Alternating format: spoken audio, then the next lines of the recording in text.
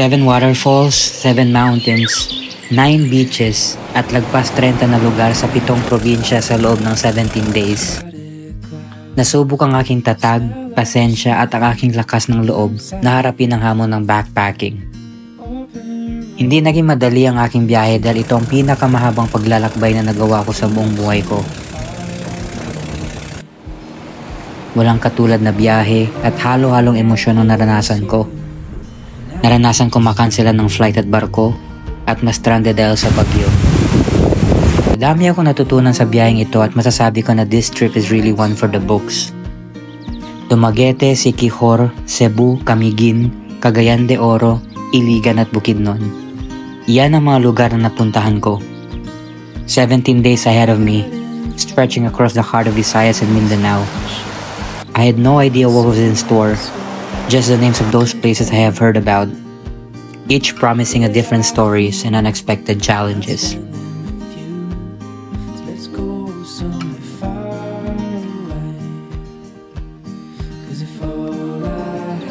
Pero hindi lang ito tungkol sa mga lugar na napuntahan ko.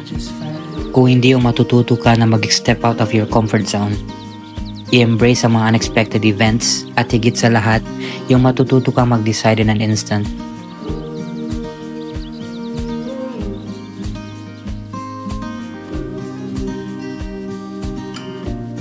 Hindi biro ang bumiyahe ng dire-diretso sa loob ng 17 days.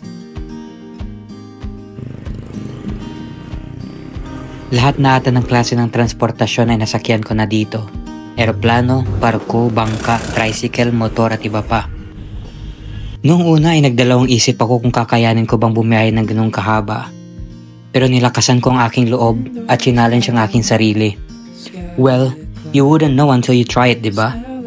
At kung hindi mo naman gawin ngayon, kailan pa?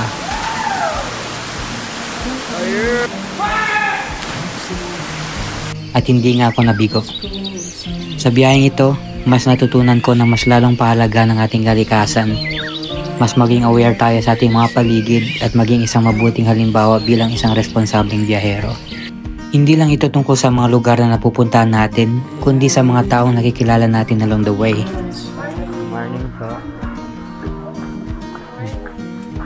This trip tested every part of me, physically, mentally, and emotionally.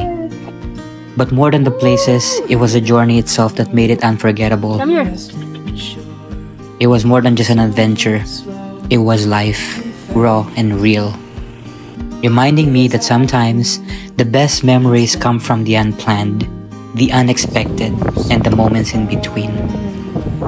The highs of standing on a mountaintop, the lows of witnessing the beauty of the ocean, and of course, the stories I gathered along the way. All of it blended into an experience I'll carry with me forever. Ako nga pala si Yong at samahan niyo ako sa aking 17-day adventure.